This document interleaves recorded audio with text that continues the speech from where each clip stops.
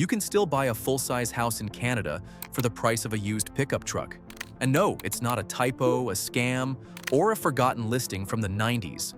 It's real, it's happening. And the numbers look like something the real estate industry hopes you never see. While Toronto and Vancouver want you to sign million-dollar mortgages that feel like life sentences, some towns are quietly selling 3-bedroom homes with yards, garages, and basements for under $200,000, sometimes even under $150,000. That's less than a single year of rent in downtown Toronto. But here's the catch. Every one of these towns comes with a "wait, seriously?" moment. Maybe it's winter so cold your eyelashes freeze. Maybe it's a job market that peaked during dial-up internet. Or maybe it's so quiet you start naming the squirrels just to stay social. Today we're diving into 10 Canadian towns so cheap they feel like a glitch in the housing matrix. Places where the cost of living makes you emotional, the property taxes make you suspicious, and the reality makes you ask, okay, what's the catch? And yes, one of these towns has homes selling for just over $100,000. Number 10. Brandon, Manitoba, the city that forgot to raise its prices. Brandon is the kind of place where you look at the housing listings and immediately assume someone left out a zero. This is Manitoba's second largest city. Full infrastructure, a university, a hospital, schools, parks, yet 3-bedroom houses routinely sell for $250,000 or less. In Toronto, that's the down payment. In Vancouver, that's the parking spot. The affordability here feels like a glitch. Rent under $1,200, property taxes that don't make you cry, utilities that don't require a second job. It's the kind of place where a family can actually live on a normal income without sacrificing organs on the black market. But here's the twist. Brandon is prairie life. Flat horizons, long winters, limited specialized jobs. If you're chasing a high-powered career or need a Whole Foods within 10 minutes, this isn't your town. Picture it. You step outside, the air is crisp enough to slap you awake, your neighbor is already scraping frost off his truck like he's training for the Winter Olympics, and the sky reaches so far it's as if tomorrow is already visible. Brandon is affordable, practical, and aggressively normal, and that's exactly why it's on this list. And if you think Brandon is cheap, wait until you see the town where houses cost less than Halifax rent from 2004. Number 9. Truro, Nova Scotia, the maritime bargain that feels like a time warp. Truro calls itself the hub of Nova Scotia, and honestly, the prices make it feel like the hub of a parallel universe. Median home value? Around $350,000. Houses under $400,000 everywhere. It's like Halifax's affordable cousin that somehow dodged the real estate apocalypse. You get coastal charm, friendly locals, and access to multiple regions of Nova Scotia, all without Halifax-level rent trying to ruin your life. Community housing initiatives even keep costs low on purpose. But the twist? Jobs are limited. Winters are damp enough to make your bones complain. And unless you enjoy walking through sideways rain, you'll need a car. Still, Truro has that classic maritime vibe. People say hello, strangers chat, and the housing prices make you question whether you've accidentally traveled back to 2004. Number 8. North Bay, Ontario. Lakeside living without the lakeside price tag. North Bay sits on Lake Nipissing, and the scenery alone looks like it should cost triple what it does. But nope, homes in the $350,000 to $450,000 range are completely normal. For Ontario, that's basically a miracle. You get beaches, forests, trails, a university, colleges, healthcare, and enough outdoor activities to keep you busy year-round, assuming you survive the winter. And the winter here isn't cute. It's the kind of cold that makes you rethink your life choices while scraping ice off your windshield at 6 a.m. The job market is okay but not diverse, and you're far from major cities. But if you want nature, affordability, and a house that doesn't require selling your soul, North Bay is a serious contender. Number 7. Kenora, Ontario. Postcard views at pawnshop prices. Kenora sits on Lake of the Woods, one of the most jaw-dropping lake systems in all of Canada. Thousands of islands, endless blue water, sunsets that look AI-generated. And yet, houses under $350,000 are everywhere. Some even dip below $300,000. It feels like someone forgot to update the price tags after 1999. You get boating, fishing, hiking, and scenery that should cost Vancouver money. But here's the twist. Kenora is remote. Like, your nearest Costco is a road trip and a half remote. Jobs are mostly tourism, government, or seasonal work. Winters are long, cold, and unapologetic.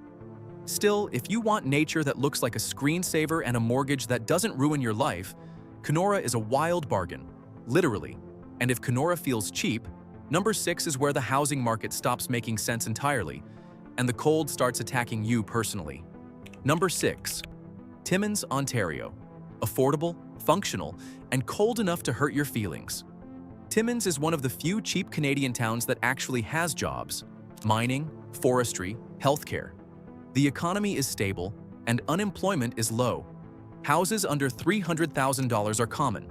Rentals start around $800, and the cost of living is dramatically lower than the Ontario average.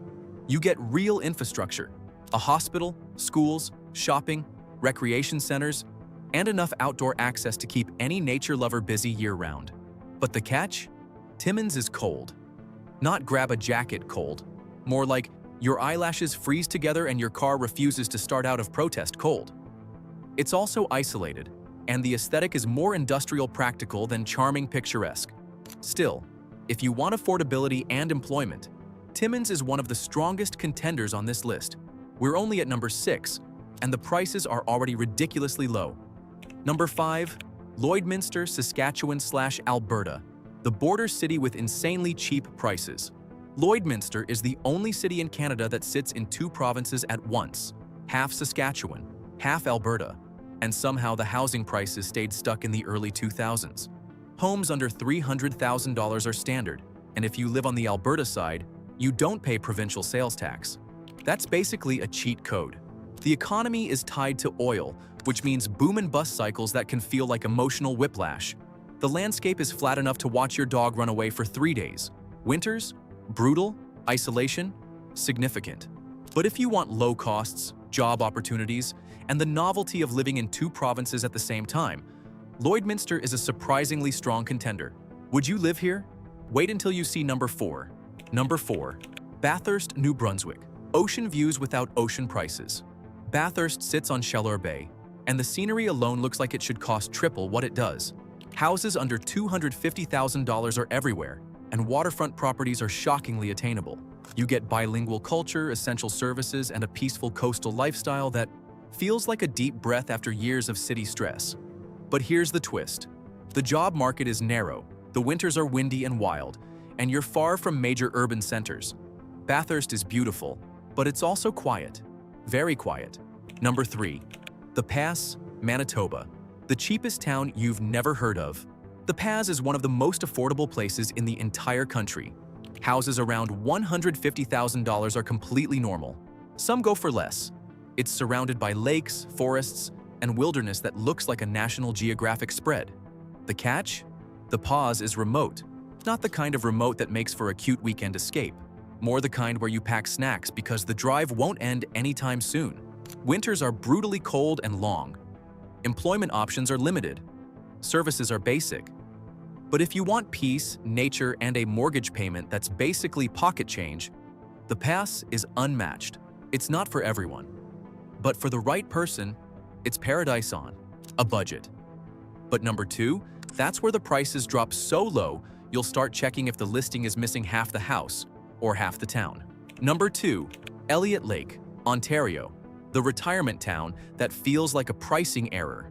Elliott Lake is the kind of place where you see a 3-bedroom house listed for $120,000 and instinctively assume it's missing a roof, a wall, or possibly the entire kitchen.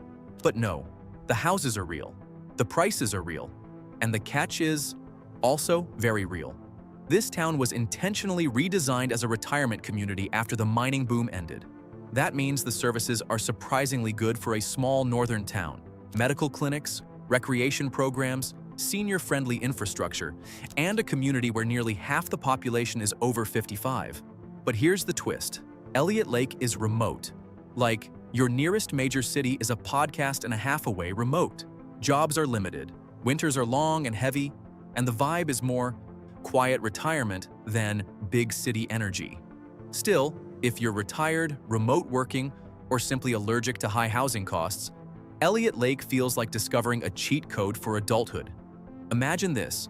You wake up, look out the window, and it cost you $120,000. But number one makes Elliott Lake look expensive. This is the final boss of cheap Canadian housing, and it barely costs more than a used Honda. Number 1. Shaunavon, Saskatchewan. The town so cheap, it feels like a typo. Shaunavon is the final boss of affordability. Average home price? Around $110,000. Yes, you read that right. The houses here are so cheap that you wonder if you're looking at real estate prices or used car prices. 3-bedroom houses with yards and garages sell for $100,000 to $150,000. Property taxes? Sometimes under $1,000 a year. Total annual cost of owning a home, mortgage, taxes, insurance, utilities, can be $4,000 to $5,000. That's less than 3 months of rent in Vancouver. The twist? Shaunavon is tiny. Around 1,700 people. Everyone knows everyone. Privacy is optional. Winters are harsh. Jobs are limited to agriculture, small-town services, and basic retail. The town is in managed decline. Young people leave, the population ages, and amenities are minimal. But the financial freedom? Unreal. You can own a home outright in a few years, live comfortably on a modest income, save money every month, escape the financial stress that defines big city life. So what does all of this actually mean? Canada still has towns where the housing prices look like they escaped from a different timeline. Places where you can buy a full-size house for less than the cost of a parking spot in Vancouver or a year of rent in Toronto. But cheap always comes with context. Sometimes it's isolation. Sometimes it's winters that feel like a personal attack. Sometimes it's a job market that peaked when flip phones were still cutting edge. But here's the part most people overlook. For the right person, these towns aren't downgrades, they're upgrades. Remote workers can stretch their income like never before. Retirees can actually enjoy their pensions instead of watching them evaporate. Families can afford space, stability, and a backyard without sacrificing their entire financial future. And anyone tired of the noise, stress, and chaos of big city life might find something priceless in these quiet, affordable corners of the country. Financial freedom hits different when your mortgage is smaller than your grocery bill. Peace of mind feels different when you're not choosing between rent and living your life. And owning a home, a real home, becomes possible again. So the real question isn't why are these towns so cheap? The real question is, what matters most to you, the convenience, opportunity, or freedom?